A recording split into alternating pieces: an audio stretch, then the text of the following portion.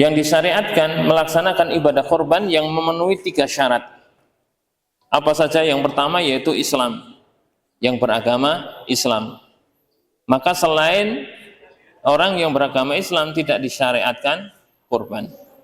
Kalaupun ada non-muslim yang ikut korban, maka korbannya tidak sah. Nah, maka korbannya tidak sah. Jadi yang disyariatkan untuk melaksanakan korban yaitu orang Islam. Kemudian syarat yang kedua yaitu yang sudah dewasa dan berakal. Jadi korban ini disyariatkan hanya yang bagi yang sudah dewasa dan yang berakal.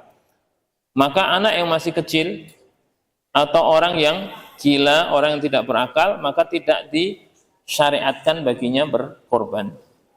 Nah, ini syarat yang kedua. Nah, barangkali syarat yang pertama dan yang kedua kita semua ini sudah memenuhinya. Nah, sekarang tinggal syarat yang ketiga. Apa syarat yang ketiga? Syarat yang ketiga yaitu istita'ah, yaitu memiliki kemampuan. Memiliki kemampuan. Nah, bagaimana kriteria orang disebut memiliki kemampuan untuk berkorban sehingga dia disyariatkan berkorban?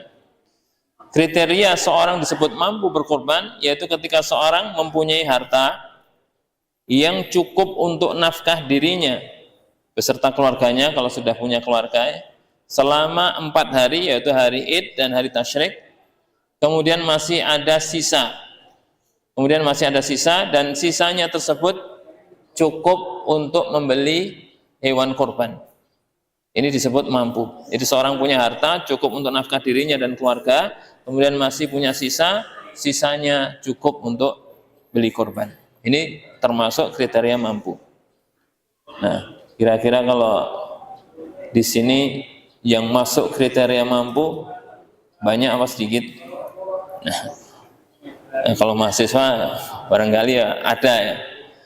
Tapi kalau di luar sana mungkin banyak ya. Sebenarnya banyak yang mampu, tetapi sayangnya mereka tidak mau melaksanakan ibadah korban ini, padahal mampu. Nah, kalau dilihat kesehariannya, kendaraannya, motornya nggak cuma 1, 2, bahkan gonta-ganti, setiap tahun ganti. Kemudian belum lagi HP-nya harganya bukan cuma yang 1 juta, 2 juta, tapi yang puluhan juta. Itu pun tiap tahun ganti. Nah, tapi seperti itu ketika datang waktu berkorban, dia enggan melaksanakannya.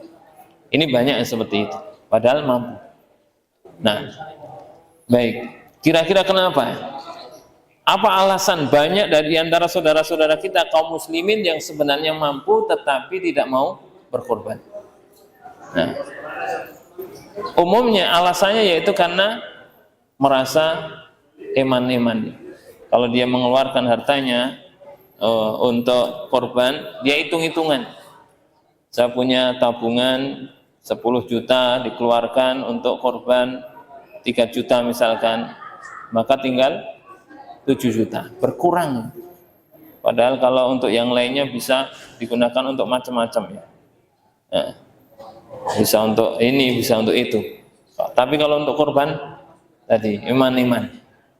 Nah, padahal jamaah rahimani wa rahmatullah, ketika kita mengeluarkan sebagian dari harta kita untuk ketaatan kepada Allah Ta'ala, untuk infak, untuk sedekah, termasuk untuk korban, insya Allah itu tidak akan mengurangi harta kita.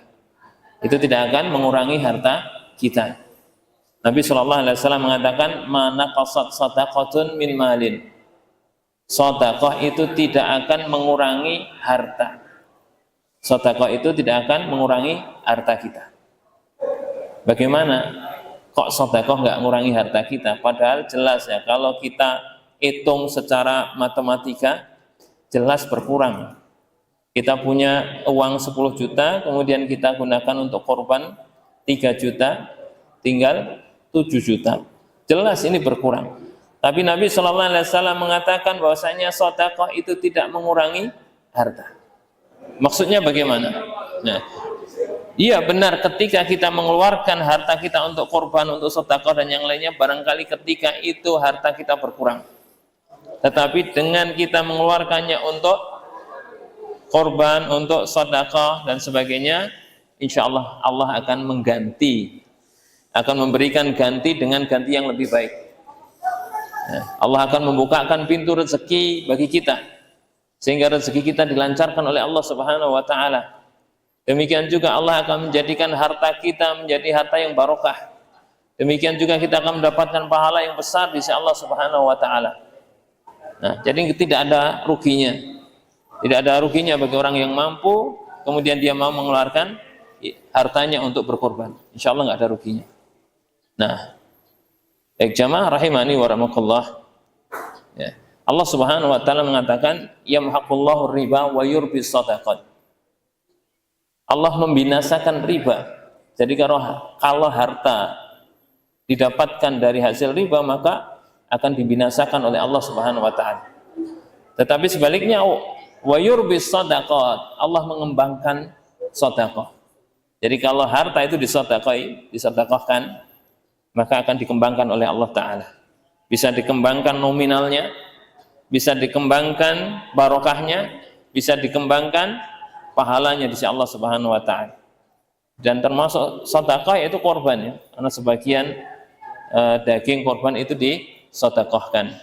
Nah, dan Allah Subhanahu wa taala menjelaskan, jadi pahala bagi orang yang menginfakkan hartanya di jalan Allah termasuk korban, yaitu dilipatkan 700 kalinya. Allah mengatakan, "Matsalul ladzina yunfiquna amwalahum fi sabilillah kamatsali habbah ambatat sab'a sanabila fi kulli sumbulatin mi'atu habbah." Perumpamaan orang yang membelanjakan hartanya di jalan Allah itu seperti satu biji yang menumbuhkan 7 cabang, dan setiap cabang menumbuhkan 700 biji. Nah, akhirnya apa? Dilipat gandakan sebanyak 700 kali lipat. Nah, maka kalau seandainya kita berkorban dengan kambing yang misalkan harganya 3 juta, maka di sisi Allah itu dilipatkan 700 kalinya. Berapa? Yaitu 2 juta, berapa? 2 miliar 100, 2,1 miliar ya. Nah, banyak sekali. Nah, siapa yang tidak ingin seperti itu? Kalau kita jualan di dunia, misalkan jualan makanan atau jualan buku atau yang lainnya, kemudian keuntungannya 2 kali lipat, maka kita akan semangat jualannya. Karena kita tahu bahwasanya kita akan mendapatkan keuntungan yang berlipat. Nah, kalau ini bukan cuma 2 kali lipat, tapi 700 kali lipat. Nah, betapa banyaknya. Nah, maka seyogianya bagi yang sudah mampu untuk melaksanakan ibadah korban, itu hendaknya dia melaksanakan ibadah yang mulia ini. Baik, kemudian jamaah rahimani wa rahmatullah. Nah, hewan apa yang bisa kita jadikan sebagai korban?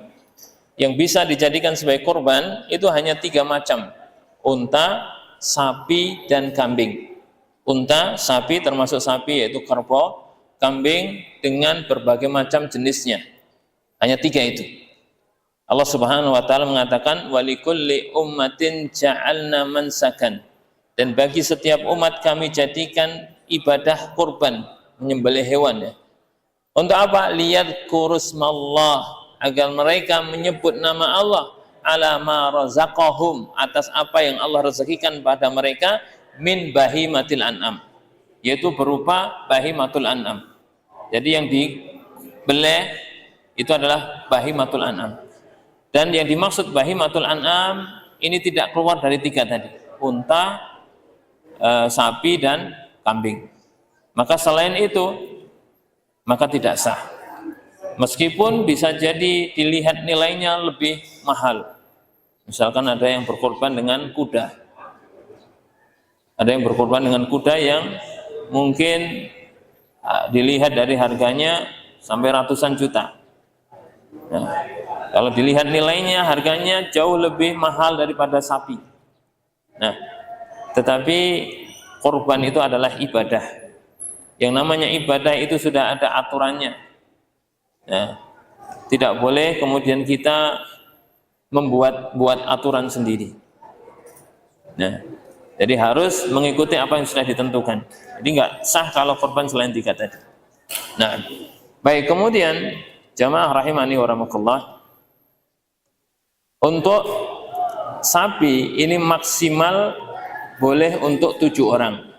Rombongan sapi maksimal 7 orang. Tidak boleh lebih dari itu. Sebagaimana diriwayatkan dari para sahabat bahwasanya mereka dulu berkorban bersama Nabi sallallahu alaihi wasallam. Naharna ma'a Rasulullah sallallahu alaihi wasallam amal Hudaybiyah. Dulu kami berkorban bersama Rasulullah pada tahun Hudaybiyah. Al-badanata an sab'atin, yaitu 1 unta untuk 7 orang. Wal baqarata an sab'atin, dan 1 sapi untuk 7 orang. Nah, maka kalau sapi ini untuk lebih dari 7 orang, maka tidak sah. Seperti yang barangkali sering kita jumpai di sekolahan-sekolahan, siswa-siswa diminta untuk iuran, katanya iuran korban ya. Nah, jumlah siswa kalau SD mungkin 100 sekian, kemudian dikumpulkan, dibelikan kambing 2 ekor, 3 ekor, kemudian disembelih. Maka yang seperti ini tidak sah.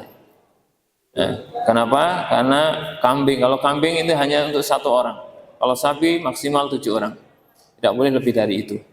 Nah, baik. Nah, kemudian selanjutnya, tadi kita sudah tahu bahwasanya yang bisa dikorbankan hanya 3, unta, sapi, dan kambing. Nah, kemudian tidak semua kambing, tidak semua sapi itu bisa dikorbankan, hanya yang memenuhi syarat saja. Maka tidak asal-asalan kita nyembelih, harus tahu ketentuannya. Syarat yang pertama berkaitan dengan umurnya, harus sudah masuk umur. Nabi SAW mengatakan, la tadbahu illa musinnah, janganlah kalian menyembelih, itu korban, illa musinnah, kecuali musinnah. Musinnah itu kalau jenis unta yang sudah masuk, yang sudah sempurna 5 tahun, masuk tahun ke-6. Kalau dari jenis sapi yang sudah 2 tahun, masuk tahun ke-3. Kalau jenis kambing itu 1 tahun. Nah, tidak boleh kurang dari itu. Nah, kemudian khusus untuk domba, jenis domba, maka dibolehkan yang lebih rendah daripada musinnah. Kalau musinnah tadi 1 tahun, kalau untuk domba boleh yang lebih rendah, yaitu jad'ah. Jad'ah yaitu yang usia 6 bulan. Ini menurut kebanyakan ulama, meskipun sebagian ulama juga mengatakan harus 1 tahun, tapi sebagian ulama mengatakan boleh jad'ah, yaitu yang usia 6 bulan. Nah, sebagaimana diriwayatkan dari Uqbah bin Amir, beliau pernah mengatakan, dhahaina ma'a Rasulullah sallallahu alaihi wasallam bi jad'in minadh dha'an. Kami dulu para sahabat berkorban bersama Nabi. Apa yang dikorbankan? Bi jad'in minadh dha'an, yaitu berupa domba yang jada'. Domba yang jada' yaitu yang berusia 6 bulan. Yang berusia 6 bulan. Ini menunjukkan apa? Boleh khusus bagi domba, jenis domba. Domba dengan berbagai macam jenisnya ya. Domba juga macam-macam. Ada biri-biri, ada Texel, ada Morino dan sebagainya. Ya, termasuk domba. Kalau kambing itu selain domba maka harus satu tahun. Nah, ini kriteria umur. Nah, harus setelah memenuhi umur. Nah, kalau belum memenuhi kriteria umur yang sudah disebutkan tadi, maka tidak sah. Meskipun kalau dilihat badannya bisa jadi lebih besar. Contohnya misalkan jenis-jenis sapi seperti simental atau yang lainnya, itu postur tubuhnya besar, dagingnya banyak. Dibandingkan dengan sapi kupang.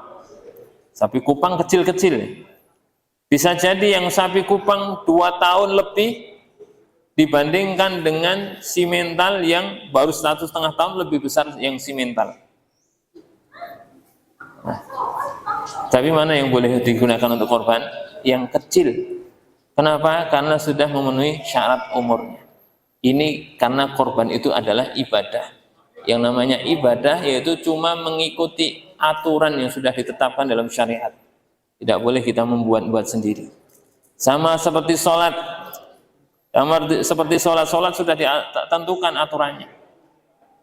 Bagaimana kalau seandainya seorang karena capek, dia mengerjakan sholat duhur, capek, panas, saya baru capek, saya sholat duhurnya 2 rakaat saja.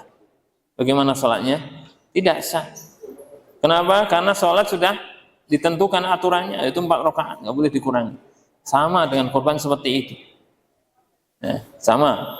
Jadi sudah ditentukan batasan umurnya. Kalau sapi ya 2 tahun, nggak boleh kurang dari itu. Kalau kurang dari itu maka korbannya tidak sah. Nah, baik ini syarat yang pertama berkaitan dengan umur. Itu harus sudah memenuhi syarat umurnya. Kemudian yang kedua yaitu syarat harus bebas dari cacat. Harus bebas dari cacat.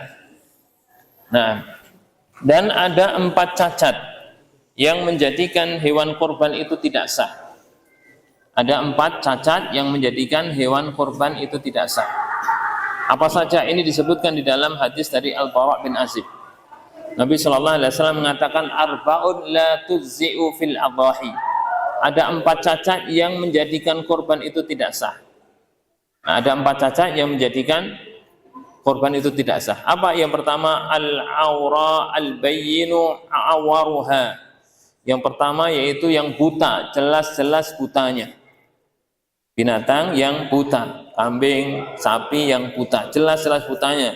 Dilihat misalkan matanya itu semuanya putih, nah, maka ini nggak sah. Dan al-aura ini buta sebelah ya, buta sebelah saja nggak boleh. Maka bagaimana kalau buta dua-duanya? Terlebih lagi nggak boleh, nggak sah. Ini cacat yang pertama. Kemudian syarat yang kedua al-maridatul bayyinu maraduha, yang sakit yang jelas-jelas sakitnya, yang sakit jelas-jelas sakitnya. Jadi kalau dilihat dari kasat mata ya, postur tubuhnya, orang akan tahu bahwasanya kambing ini sakit. Misalkan seperti kambing yang gudiken, penyakit gudik satu tubuh, sekujur tubuh ada gudiknya, maka seperti ini tidak sah. Atau ada penyakit apa sekarang namanya lato-lato, di sekujur tubuh itu ada bintol-bintol itu, ini juga nggak sah. Dan yang lainnya. Jadi penyakit yang ketika orang melihat binatang tersebut, orang yang mengatakan ini binatang yang sakit, maka ini tidak sah untuk korban. Ini cacat yang kedua. Kemudian yang ketiga, syarat yang ketiga yaitu al-arja'ul bayyinu arjuha, yaitu yang pincang, yang jelas-jelas pincangnya. Yang pincang, yang jelas-jelas pincangnya. Jadi kalau dilihat dari cara berjalannya kelihatan ini pincang, maka ini tidak sah untuk dikorbankan. Kemudian yang keempat al-ajfa allati la tunki, yang kurus yang tidak bersumsum. Saking kurusnya binatang yang sangat kurus sekali, maka ini tidak sah dijadikan sebagai binatang korban. Ini 4 cacat yang para ulama sepakat kalau ada salah satu saja tidak sah untuk korban. Yang buta, jelas-jelas butanya, sakit, jelas-jelas sakitnya, pincang, jelas pincangnya, kemudian yang kurus, tidak berdaging. Nah, kemudian ada cacat yang lainnya yang para ulama berbeda pendapat. Seperti misalkan patah tanduknya, kemudian telinganya terputus misalkan. Nah, ini sebagian ulama mengatakan tidak boleh, tapi sebagian ulama yang lainnya mengatakan boleh. Maka lebih amannya kalau kita hendak berkorban cari yang utuh. Ya tanduknya utuh, ya telinganya utuh. Ini lebih aman. Karena ada sebagian ulama yang mengatakan tidak sah. Nah, baik ini syarat berkaitan dengan apa? Cacatnya. Jadi binatang yang dikorbankan itu harus tidak cacat. Nah, baik. Kemudian yang berikutnya berkaitan dengan waktunya. Agar korban kita menjadi sah itu harus memenuhi syarat waktunya. Kapan kita boleh menyembelihnya? Jadi nggak asal-asalan ya. Nanti malam nyembelih. Alasannya apa? Biar besok bisa untuk sarapan. Nah, Maka bagaimana seperti itu tidak sah karena ada aturannya, ada waktunya. Sama seperti kita mau sholat. Kita mau sholat maghrib, sekarang kita sholat maghrib. Kenapa? Karena saya buru-buru mau berangkat perjalanan jauh. Nah, kemudian sholat maghribnya diajukan jam 5. Bagaimana sholat maghribnya? Tidak sah. Sama dengan ibadah kurban juga ada waktunya. Nah, kapan waktunya? Nah, waktu kurban itu dimulai setelah sholat id. Setelah sholat id sampai terakhir yaitu tenggelamnya matahari di hari tasyrik terakhir yaitu tanggal 13 Dzulhijjah. Ini waktunya. Mulai dari setelah sholat Idul Adha sampai tenggelamnya matahari di hari tasyrik yang ketiga. Maka kalau kita nyembelih setelah sholat asar tanggal 13 Dzulhijjah masih sah karena masih di dalam waktunya. Nah, itu waktunya. Nah, jadi apa tidak boleh disembelih sebelum itu? Nabi Shallallahu Alaihi Wasallam mengatakan, "Wa man dzabaha qabla an yusalliya falyu'id makanaha ukhra." Barang siapa yang menyembelih sebelum sholat, maka hendaknya dia mengganti kurbannya dengan kurban yang lainnya. Hendaknya mengganti berarti kurbannya tidak sah. Kalau sah tentunya enggak diperintahkan untuk menggantinya. Nah, tapi Nabi merintahkan untuk mengganti menunjukkan kurbannya tidak sah. Ini menunjukkan waktu kurban yaitu setelah sholat id. Nah, kemudian terus sampai hari tasyrik. Nabi Shallallahu Alaihi Wasallam mengatakan, "Kullu ayami tasyrik dzabhun." Itu semua hari tasyrik itu adalah hari untuk menyembelih. Semua hari tasyrik tanggal 11, 12, 13 Dzulhijjah adalah hari untuk menyembelih. Nah, ini waktunya. Nah, kemudian mana yang paling utama? Kan kita tahu waktunya mulai dari setelah sholat id sampai tenggelamnya matahari di hari tasyrik yang terakhir. Nah, mana yang lebih afdal? Sama seperti sholat ya. Sholat maghrib misalkan mulai dari tenggelamnya matahari sampai hilangnya mega merah. Nah, tapi mana yang paling afdal? Untuk sholat maghrib yaitu di awal waktu. Nah, demikian juga korban. Mana yang paling afdal? Yang paling afdal yaitu di awal waktu, yaitu setelah sholat id. Ini sebagaimana ini biasa dilakukan oleh Nabi Sallallahu Alaihi Wasallam. Nabi mengatakan, "Awwalu ma nabda'u bihi yaumana hadza nusalli, tsumma narji' fa nanhar." Yang pertama kali kita lakukan pada hari yang seperti ini, yaitu pada hari Idul Adha, nusalli, kita sholat id. Tsumma narji', kemudian kita pulang, fa nanhar, kemudian menyembelih, yaitu menyembelih korban. Ini menunjukkan bahwasanya yang lebih utama disembelih pada awal waktu, yaitu tanggal 10 Dzulhijjah. Nah, kemudian juga kalau kita menyembelih di tanggal 10 Dzulhijjah, maka berarti kita termasuk melakukan amal di 10 hari pertama di bulan Dzulhijjah. Padahal apa keutamaan amalan dikerjakan pada 10 hari awal di bulan Dzulhijjah?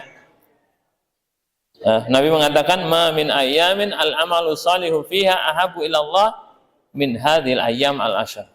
Tidak ada amal soleh yang tidak ada hari-hari yang amal soleh dikerjakan pada hari-hari tersebut lebih dicintai oleh Allah dibandingkan pada 10 hari ini, yaitu 10 hari awal di bulan Dzulhijjah. Jadi amalan dikerjakan pada 10 hari awal di bulan Dzulhijjah ini lebih dicintai oleh Allah Ta'ala, bahkan lebih dicintai daripada jihad fisabilillah. Para sahabat mengatakan pada jihad fisabilillah ya Rasulullah, demikian juga tidak bisa dikalahkan dengan jihad fisabilillah. Nabi mengatakan pada jihad fisabilillah tidak bisa dikalahkan dengan jihad fisabilillah. Lebih dicintai amalan dikerjakan pada hari-hari ini. Illa rajulun kharaja binafsi wa mali, kecuali orang yang keluar berjihad membawa hartanya, membawa nyawanya, kemudian tidak ada yang kembali sama sekali, dia mati syahid. Baru itu yang bisa mengalahkan amalan dikerjakan pada hari ini. Nah, termasuk 10 hari pertama di bulan Dzulhijjah, yaitu tanggal 10-nya. Maka kalau kita kerjakan di tanggal 10-nya, berarti kita termasuk mengerjakan amalan di 10 hari pertama tadi, termasuk amalan dicintai oleh Allah. Maka korban lebih utama dikerjakan pada tanggal 10 Dzulhijjah. Tetapi kalau seandainya nanti diakhirkan sampai tanggal 11, 12, bahkan 13, maka insya Allah itu sah. Nah, baik, kemudian yang berikutnya, setelah kita sembelih, kemudian kita apakan hasilnya? Setelah disembelih maka sebagian dimakan oleh sahibul korban beserta keluarganya. Kemudian sebagian disodakohkan kepada orang-orang fakir. Kemudian sebagian yang lain dihadiahkan kepada karib, kerabat, tetangga, teman. Nah, jadi sebagian dimakan sendiri oleh sahibul korban bersama keluarga dan disimpan. Kemudian sebagian disodakohkan kepada orang-orang fakir yang kurang mampu. Kemudian sebagian lagi disodakohkan. Nah, jadi bukan semuanya dimakan sendiri. Nah, Allah Subhanahu wa taala mengatakan faqulu minha, maka makanlah sebagian dari hewan kurban tersebut. Wa at'imul ba'isal fakir, dan berikanlah makan kepada orang yang sengsara dan fakir. Menunjukkan kurban sebagian dimakan sendiri, sebagian diberikan untuk orang lain. Nah, kemudian sering ada pertanyaan, apakah harus sepertiga? Nah, sepertiga untuk sendiri, sepertiga untuk sedekah, sepertiga untuk hadiah, ini bukan wajib, tapi itu mustahab sebagaimana dikatakan oleh kebanyakan ulama. Kalau seandainya tidak sepertiga pun boleh. Misalkan yang dimakan sendiri lebih dari sepertiga, kenapa? Karena keluarganya banyak. Nah, keluarganya, jumlah anggota keluarganya banyak. Nah, kemudian lebih dari sepertiga boleh. Atau sebaliknya, jadi keluarganya nyembelih kambing tapi nggak doyan makan daging kambing, kemudian semuanya disedekahkan boleh. Jadi tidak harus sepertiga, itu hanya lebih utamanya, tapi tidak wajib. Baik, kemudian yang berikutnya yang terakhir ya, yang tidak boleh dilakukan untuk hasil kurbannya, dagingnya. Yang pertama, tidak boleh daging kurban atau yang lainnya itu dijual. Tidak boleh dijual. Nah, baik dagingnya, kulitnya, kepalanya atau yang lainnya tidak boleh dijual. Nah, karena Nabi Shallallahu Alaihi Wasallam mengatakan, man ba'a jilda udhiyatihi fala udhiyatalahu. Barang siapa yang menjual daging kulit kurbannya, maka tidak ada kurban baginya. Yang pertama nggak boleh. Kemudian yang kedua, tidak boleh memberikan upah jagal dari hasil sembelihannya, baik kepalanya atau dagingnya. Jadi ngundang tukang jagal, nyembelih sapi, nyembelih kambing, kemudian nanti pulang nggak dikasih amplop, nggak dikasih uang, tapi dikasih kepalanya. Nggak boleh seperti itu. Nah, kalau sebagai upah nggak boleh, tetapi kalau sebagai hadiah atau sebagai sedekah boleh. Misalkan kita ngundang orang untuk nyembelih sapi, nyembelih kambing, kemudian kita kasih amplop. Nah, setelah itu dikasih bagian korban 1 plastik atau 2 plastik sebagai hadiah, maka yang seperti ini dibolehkan. Nah, baik jamaah rahimani wa rahmatullah, barangkali demikian yang bisa disampaikan pada kesempatan sore kali ini yang berkaitan dengan ibadah korban. Semoga apa yang disampaikan bisa bermanfaat bagi kita semua. Demikian, wassalamualaikum ala nabiyina Muhammad. Assalamualaikum warahmatullahi wabarakatuh.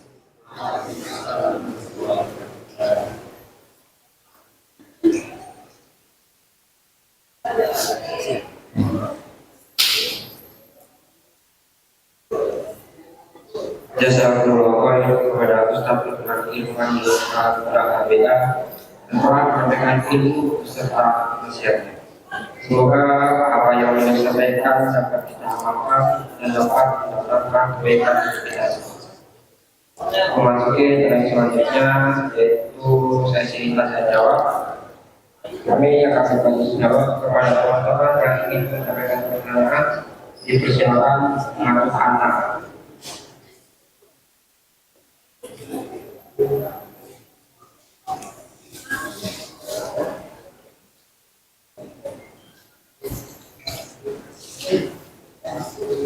Silakan memperkenalkan diri dahulu sebelum bertanya.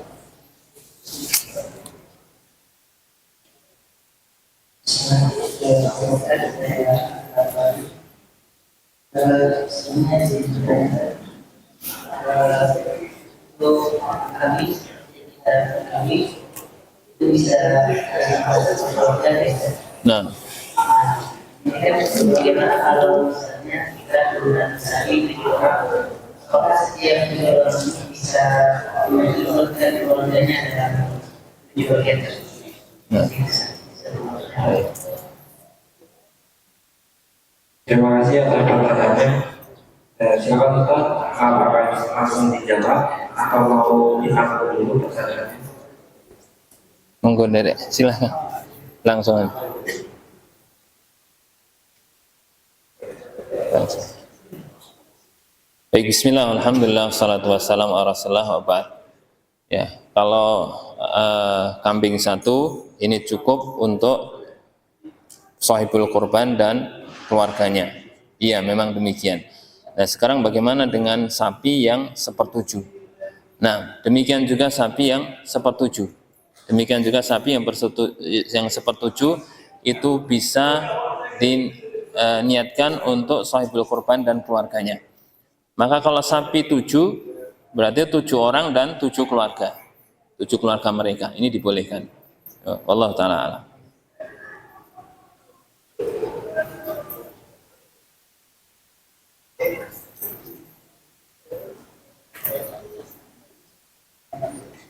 Silakan kepada teman-teman yang ingin mendapatkan pertanyaannya.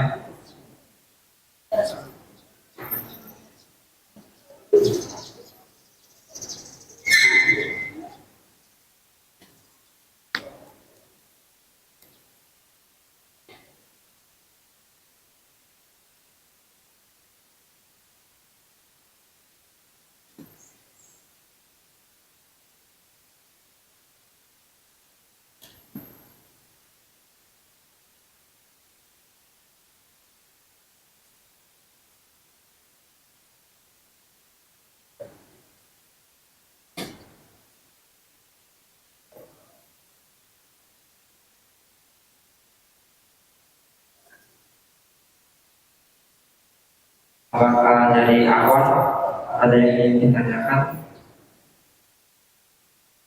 Apabila ada, silakan mengajukan tangan.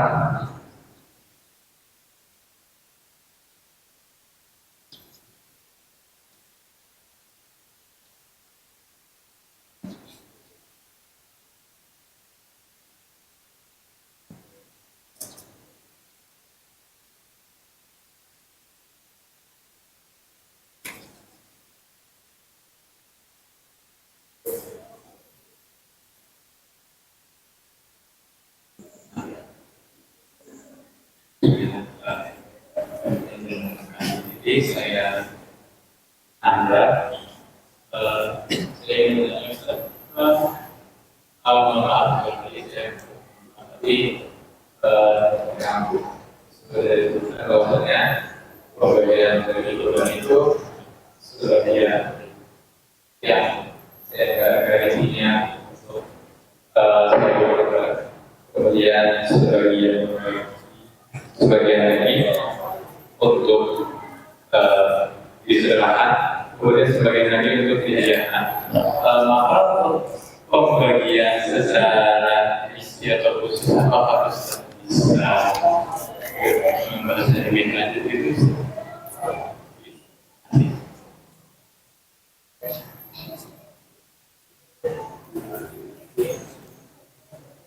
Nah, baik, bismillah, alhamdulillah, salatu wassalamu ala rasulillah wa ba'd. Nah, tadi sudah dijelaskan bahwasanya untuk hasil dari korban ini untuk 3 ya, sebagian untuk sahibul korban dan keluarganya, sebagian untuk disedekahkan, sebagian untuk dihadiahkan. Sebagian untuk keluarganya, sebagaimana Allah Subhanahu wa taala mengatakan faqulu minha, dan makanlah sebagian darinya, menunjukkan sebagian untuk dirinya. Kemudian yang berikutnya itu untuk disedekahkan. Tadi dalam ayat dikatakan wa'at imul ba'isal fakir. Berikanlah makan kepada orang yang ba'is, yang sengsara, yang fakir. Ini disedekahkan. Yang dimaksud sedekah ini adalah kepada orang yang kurang mampu. Kepada orang yang kurang mampu. Kemudian yang sebagian yang lainnya ini dihadiahkan. Kalau dihadiahkan ini secara lebih umum pada siapa saja, termasuk pada orang yang mampu, termasuk kepada tetangga kita yang mampu, termasuk pada teman kita yang mampu. Ini bedanya antara hadiah dengan sedekah. Dan sebagaimana tadi sudah dijelaskan, tidak harus sepertiga persis. Apalagi sampai dihitung, ditimbang, cermat, selisih 1 on saja harus dikurangi, enggak. Jadi sepertiga ini dikatakan oleh para ulama itu mustahab. Bagaimana dikatakan oleh Ibnu Qudamah, wa yustahabbu ayyuqassimaha athlatan. Ibnu Qudamah mengatakan, dan disunahkan, disukai dibagi menjadi 3 bagian.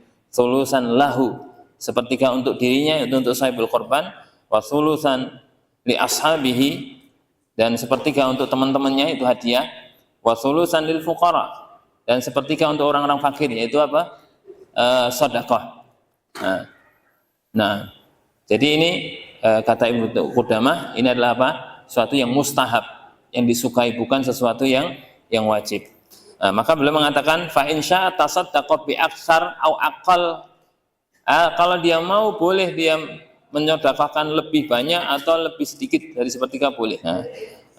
Kulluhu jaisun, semua itu dibolehkan.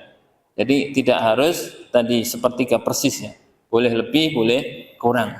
Ya, itu tergantung apa kemaslahatan. Kalau misalkan kita tinggal di suatu tempat yang di sana banyak orang-orang yang fakir misalkan, maka kita lebihkan sedekahnya. Kalau sebaliknya di sana nggak ada orang fakir, hanya 1-2, banyak kan yang orang yang berpunya, maka kita banyakkan hadiahnya. Atau nggak ada orang fakir, kemudian yang kaya juga sudah korban sendiri-sendiri, sementara keluarga kita banyak, membutuhkan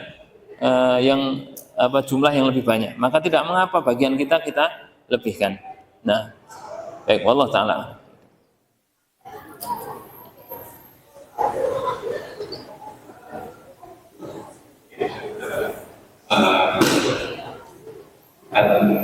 Mungkin lanjut nanya. Ya. Apakah kemudian itu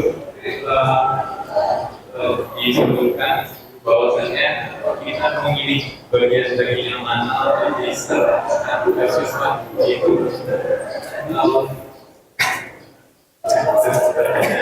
Nah, baik.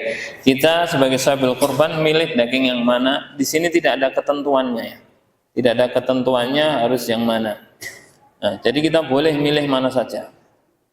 Dan kalau kita hendak mengikuti Nabi Shallallahu Alaihi Wasallam, Nabi Shallallahu Alaihi Wasallam itu suka paha depan. Dan sebagian ulama seperti misalkan Ibnu Qayyim itu menjelaskan kenapa kok Nabi itu suka paha depan, nggak paha belakang yang lainnya, karena memang katanya itu dagingnya itu lebih empuk. Allah Ta'ala alam ya, katanya seperti itu. Nah, Allah Ta'ala.